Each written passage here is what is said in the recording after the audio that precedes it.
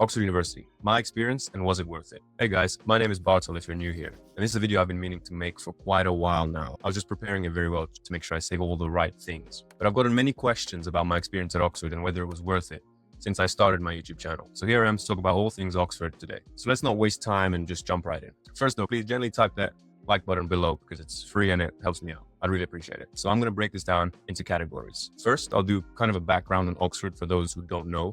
And then we'll jump into things that are more based around my personal experience. So classes I took, classes I found most helpful, and which ones were my favorite, because that's what you guys requested. We'll do some general Q&A based off of frequently asked questions. And then finally, I'll answer the real question of was it all worth it? And I'd recommend staying until the end for the was it all worth it portion, because that is what I think is the juiciest part of the video here, where of course I go over was it worth going to Oxford / getting an engineering degree. But first, chapter 1, some background on Oxford. I want to say in this video, I will be describing most things in very simple terms. For instance, I'll go over the difference between an undergrad degree and a graduate degree and sort of an integrated master's versus a normal master's. And I'm sure that a lot of you guys watching this already know that difference. But for those who clicked on the video and want to learn something new, or just might not know, I'm just going to explain it in a bit more detail. So I'm not trying to be patronizing if I sound like I'm really breaking it down. That's just how I like to learn new things. All right, so some background. I went to St. John's College at the University of Oxford. Oxford has 43 of these colleges, which are kind of like dorms, eating halls, libraries, all in one sort of building, like a sort of castle. Students belong to a given college at the university, as do the professors. When you apply to Oxford, you can choose a college, or you don't have to choose and you'll be assigned to one. But colleges also within Oxford have their own academic rankings, sports rankings, but this all gets a little bit too complicated. All you need to remember is that if you're an Oxford University student, your college is where you eat, sleep, and live. And only Oxford, Cambridge, and Durham have this sort of system in the UK. So I graduated with a master's in engineering, an MEng, from Oxford. And this is technically a postgraduate degree, but the students are still seen as undergraduate by the university, kind of. This is because instead of having to reapply after completing your undergraduate bachelor's degree like normal, if your grades are good enough after your bachelor's degree, which is 3 years long, you can automatically enter the master's program, which just takes 1 additional year without having to reapply to the university. And this is an integrated master's. And at Oxford, all STEM courses are like this. So I graduated from this program at Oxford this past September 2024 to be exact. And the structure of engineering at Oxford, which by the way, if someone wants to tally up how many times I say Oxford in this video, be my guest, I apologize in advance. But Oxford also has postgraduate master's engineering degrees, which some students who have done undergraduate degrees at other universities can apply to and complete a master's at Oxford. That's why all of us who are at Oxford doing engineering from the start, from year 1, are all on a little bit of a different master's program to those joining afterwards. All right, so this next part, I'm really not saying to brag, I'm just trying to put things into perspective. But I just want to give you some more detail about Oxford engineering and what it is for those who don't know and those who are interested in applying, because I never had this sort of video to explain things quite deeply. So Oxford is known to be the best undergraduate university, and especially for engineering in the UK as far as rankings go. It's always between Oxford and Cambridge. And this is because of a number of things, but mainly because of, first of all, Oxford takes the best students coming out of secondary school, and so has a very talented pool of students to teach and work with. But secondly, Oxford has some of the world's best professors to teach those students. So it's kind of in a league of its own when it comes to engineering. And if you care about this sort of thing, I'll give a more nuanced view on rankings and if they really matter at the end of the video, so stay tuned until then. Some notable alumni you may have heard of coming from Oxford include most UK prime ministers in real life and in the movies, like Hugh Grant. For example, Tony Blair studied at St. John's, which is my college, and my friend actually had his old room in second year, which I don't know is pretty cool or pretty weird. From engineering at Oxford, an interesting alumnus is actually Mr. Bean or Rowan Atkinson, who studied control theory in engineering. But a lot of the top engineers and executives have graduated from Oxford and Oxford engineering. All right, so now let's jump into my experience portion of the video. Now I'm going to be answering questions that you guys most frequently ask. So the first question that I get the most is, what classes did I take? Well, to explain this, I need to break down how engineering at Oxford works, because as most things, it's slightly different to other universities. So unlike other universities, everyone starts off studying the same things. And we do this for the first 2 years, so studying everything, whether we like it or not. And this builds the foundation of engineering from which we specialize in a given discipline later on in the 3rd and 4th year. So for the first 2 years, we study maths, electrical and electronic engineering, structures and mechanics, and then energy engineering, which includes thermodynamics and fluid mechanics. And we also have a practical lab module where we do experiments in each of the subjects above. So those were the 4 subjects in 1st and 2nd year, which we all study together. And then in 3rd and 4th year, we all branch out and do a whole range of different things that we enjoy or find interesting or that we're good at. And there are so many combinations of classes you could take but people usually approach this degree in two main ways. One is with a clear sense of direction in terms of a career, and the other is to study what they find interesting. And no method is right. But if you have a clear sense of direction with your career, like for example, being a civil engineer, to get a job as a civil engineer, you need to be an accredited civil engineer. And this means that you need to take specific modules in your third and fourth years to meet the regulations of working in a professional civil engineering firm. So this is all nice, but I really didn't know exactly what I wanted to do as a career. So I was in that group of second students picking modules that just were interesting, what they enjoyed, and also what they were good at. I won't list all of the classes, but I will show them up on the screen. I haven't actually looked back at these since graduating, but what you will see is that there are quite a few modules. At Oxford, we do a lot of work, and this really shows. You'll notice a big mix and also my change of interest and sort of kept interests over the years. Some of my modules build on each other in consecutive years, whereas others are completely new. But in general, my interests were, as you can see, sustainable energy, biomedical engineering, and thermal and fluid engineering. You can pause it and refer back to it if you want. I will include them all in the description below. But I'm going to highlight just a few of these classes to answer my next question that I got quite a lot. And that was, which classes were my favorite that I took at Oxford, and which classes did I find most useful for the real world? So I'm going to do this quick because I realized listening to classes I took might be quite boring for some of you. So my favorite classes out of this whole list include aerothermal engineering, hydraulics, which is all about waves, sustainable energy, environmental engineering, biomechanics, fluids for biomedicine, and also my master's thesis, which is probably my favorite part, which was researching fire tornadoes and how they can be experimented with in the lab, and also finding ways of scaling the modeling to real world scenarios. I also enjoyed classes in second year, which were based on ethics, financing, engineering projects, teamwork, and project management, which really highlighted the more soft skills needed for engineering. And out of all these classes, I did enjoy the really technical quantitative stuff, but I also enjoyed when topics were linked to real world scenarios, like in hydraulics,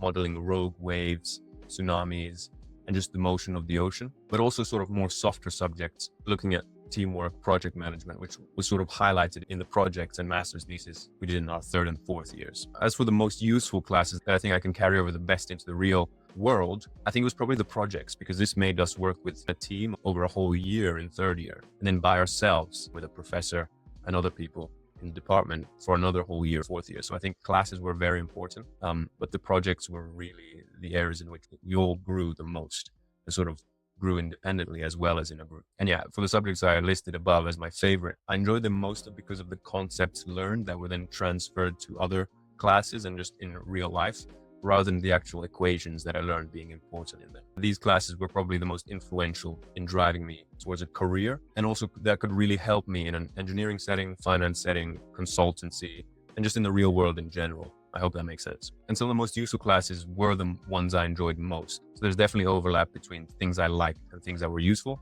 which makes complete sense. And I could give you guys a little synopsis of each of these classes, like a little module teaching some of the key points. Someone actually requested that, but I don't want to bore you more than I have to. But I guess in the comments, let me know if in the future you would like to see a little overview of the most important concepts of each class and the kind of things that came out of these classes. If you want to see it, I can make it. Just let me know. All right, now a couple more fun questions I got about living in Oxford, dorm life, stuff like that. Did I live in dorms and were they nice? So yes, the nice thing about St. John's College is that you can live there for all 4 years of your degree, where at other colleges, it's only for the first year or the first 2 years maybe, after which you have to find a house somewhere to rent with friends or people in your year. But all first years live at college in every single college.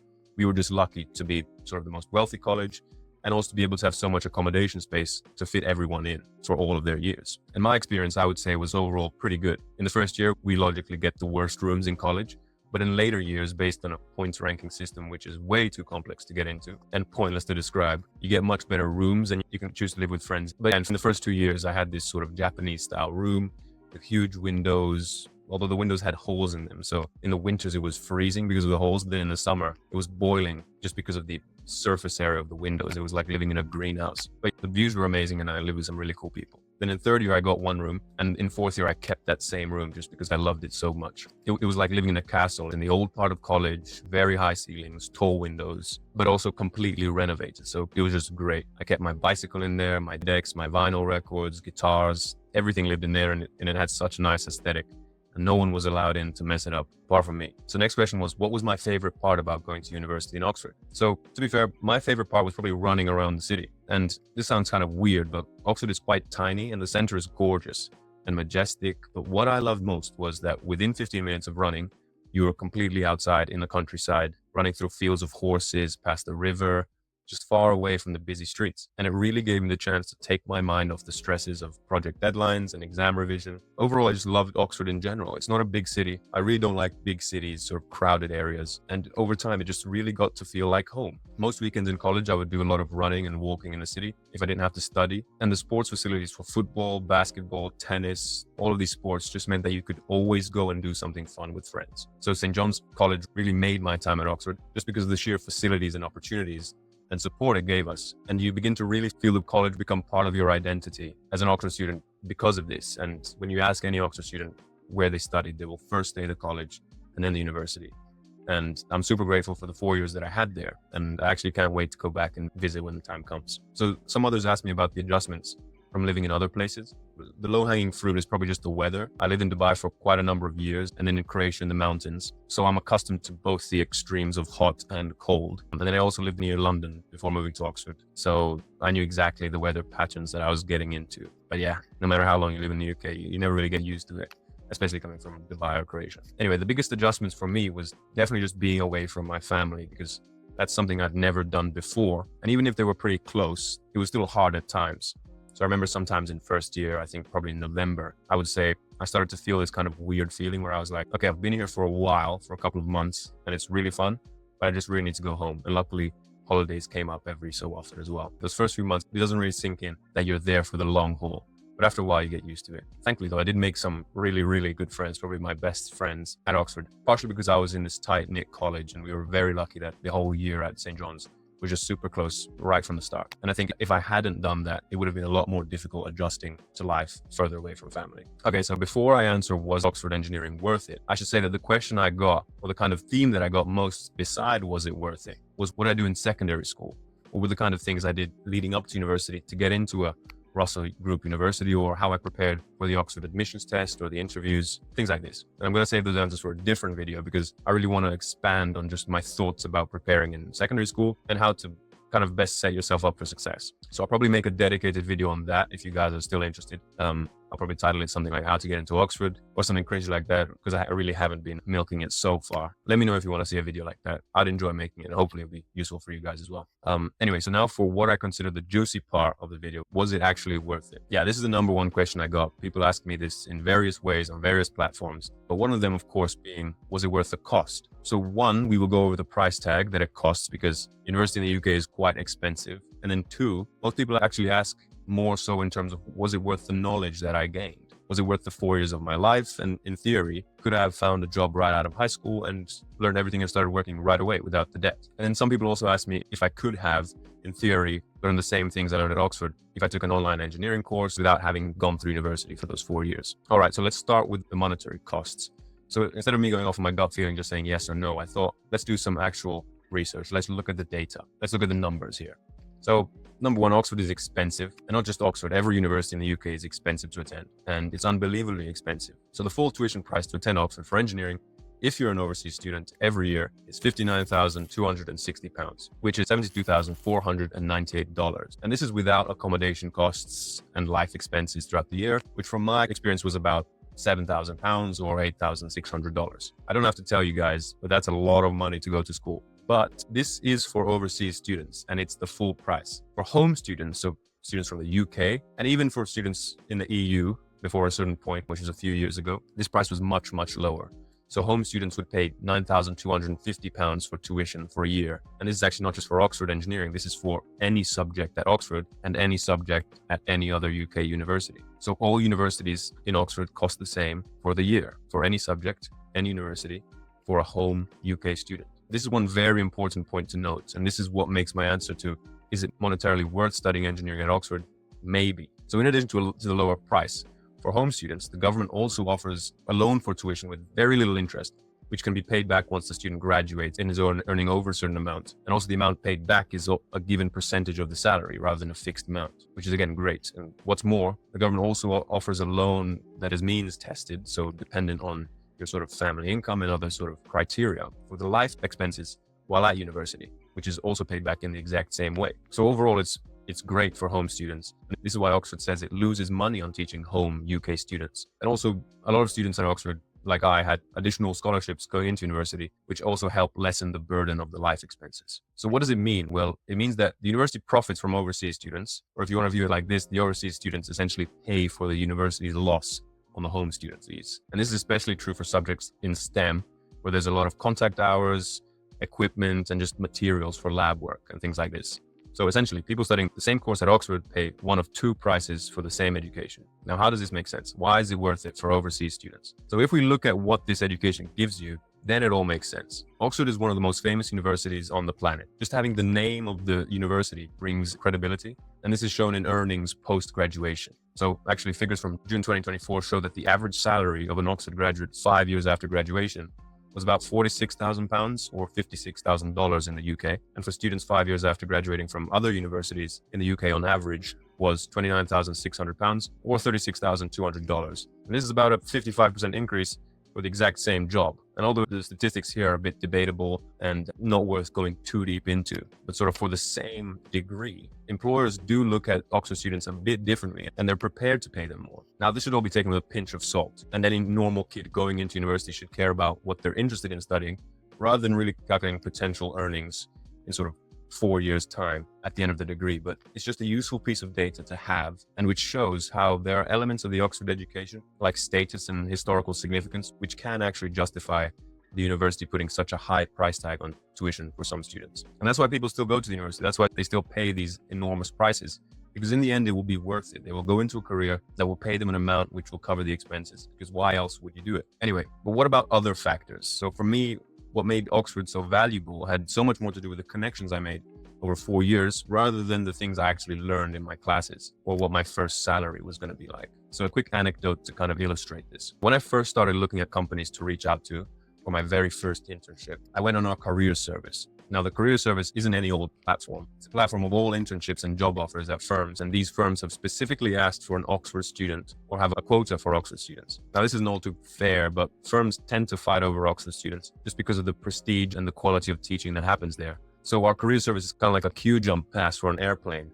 where for some roles, just by being an Oxford student, you can skip past some CV stages and go straight to interviews or other perks like that. Also, within each college, if our reasons were good enough, we had the chance to be put in touch with any living St. John's alumnus. And this included people like Tony Blair. And very quickly, I realized how unusual it is to have something this valuable at my fingertips. As you can imagine, executives upon executives at the top companies and world leaders of countries, founders of some of the coolest startups you know, have studied at Oxford, and not to mention all the personal connections that I made with some of my professors and all my friends at the university.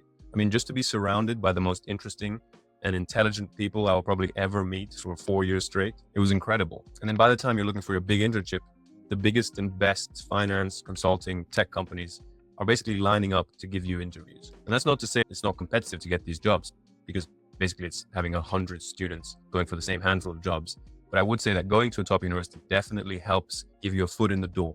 And that's all you need. Now, with all of that said, which might have sounded like me aggressively patting myself on the back, do I think you need to go to Oxford? Do I think you need to get a Russell Group or Ivy League university to be successful? Absolutely not. I mean, you already know this answer. What if I got up here and said, yes, that's what I think? It's definitely not. There's so many examples of very financially successful people that either hated school, hated university, got horrible grades at university, or didn't even go to university. And this didn't stop them from hustling and from doing well. And while I admit that going to a prestigious university, and what I mean by prestigious, again, is really based off rankings, acceptance rates, while I admit that going to those universities does give you a hell of a foot in the door, is definitely not necessary. I guess my point is, it really comes down to hard work, elbow grease, and just jumping at the opportunities that you have in front of you. And of course, some luck, much more so than what school you go to. I think that what university gives you mostly is the time to build character in sort of a safe environment with people of your age. It's like a stepping stone to a more independent life, and one that, one, every university will give you, and two, is free. So eventually you do it whether you like it or not, and whether you go to university or not. So I never answered whether I thought Oxford was worth it or not. I think you guys can tell by the way I talk that I think that for me, Oxford was 1,000% worth it. Not only did I have so many crazy opportunities,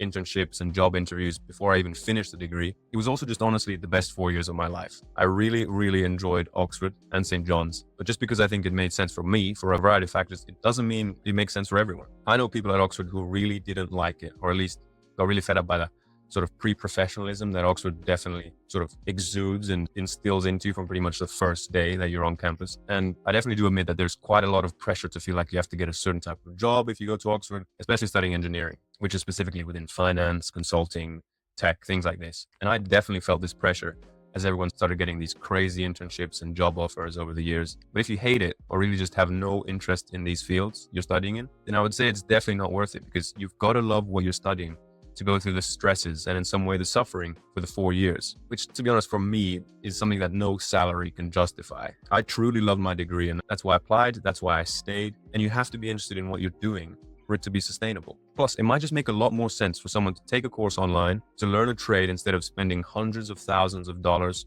or pounds to go to an overpriced university. I would obviously say that it really varies person to person. And to answer this question, pretty much all the things that I learned in my classes, you could probably find somewhere online in some courses that teach principally very similar things. It might be hard to find it as nicely packaged as at Oxford. And of course, it will not be taught by the same amazing professors, which definitely helps. It also helps to have it on your resume that you learned these things at Oxford. But as for the actual material that I learned, like I said, if you look hard enough on the internet, you could probably just about find anything you want. So no matter where you go to college, if you go at all, I would say that my biggest piece of advice, if you care, is to put yourself out there and make those genuine connections. I mean, I'm not advocating to go out and be annoying and ask your mayor to lunch, although it really is these genuine connections that are the most valuable things, in my opinion. All right, guys, so that was quite a long video. I hope it didn't get too preachy. It sounded a little preachy in my head, but I really tried to show both sides of things and how something that might make sense for one person just really doesn't make sense for another. And that is totally okay. I'll probably be making some more Oxford/engineering videos in the future, just to milk these 4 years of the degree. But let me know in the comments below what you would like to see in these videos, or if you guys have any remaining questions that I didn't really get into in this video. And if you enjoyed this video, consider subscribing. I would really appreciate it. And if you like this video, consider watching this one, where I talk about my methods on how to approach learning difficult things in quite an accessible way. As always, I read every single comment, so go ahead and leave me one, ask a question, whatever it is, I'll be responding. All right, guys, I'll see you soon, and thanks for watching this video if you made it this far. Goodbye.